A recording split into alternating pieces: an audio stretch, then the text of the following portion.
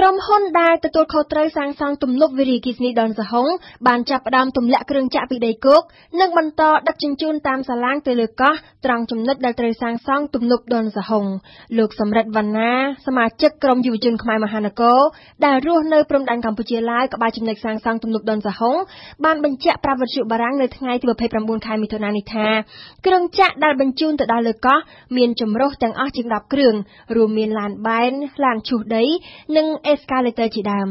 គ្រឿងចាក់ដែលបានបញ្ជូនទៅដល់កោះអស់ទាំងនោះក៏បានចាប់ផ្ដើមធ្វើការឈូសឆាយដីនៅទីនោះផងដែរនេះបើតាមប្រភពដដែល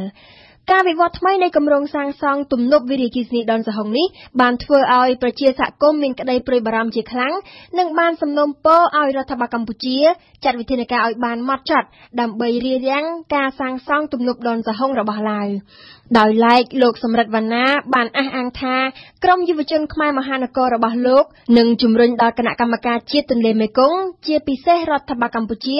ធ្វើយ៉ាងណាចាត់វិធានការជាមួយប្រទេសឡាវឲ្យបានម៉ត់ចត់ជាងសប្តាហ៍ថ្ងៃនេះនៅចំពោះមុខបញ្ហាទំនប់វារីអគ្គិសនីដនសហុង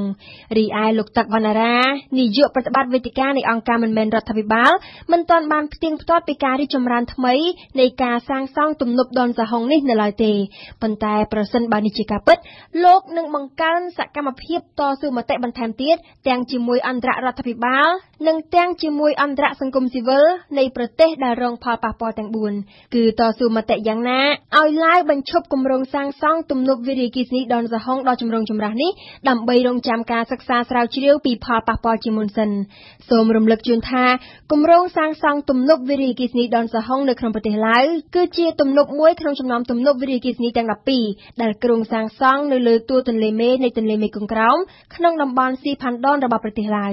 តាមការសិក្សាស្រាវជ្រាវរបស់សង្គមស៊ីវិលគម្រោងទំនប់វារីអគ្គិសនីដនសហុងនេះនឹងប៉ះពាល់ដល់មនុស្សជាង60លាននាក់ដែលកំពុងរស់នៅអាស្រ័យផលនៅផ្នែកអាងទន្លេមេគង្គក្រោម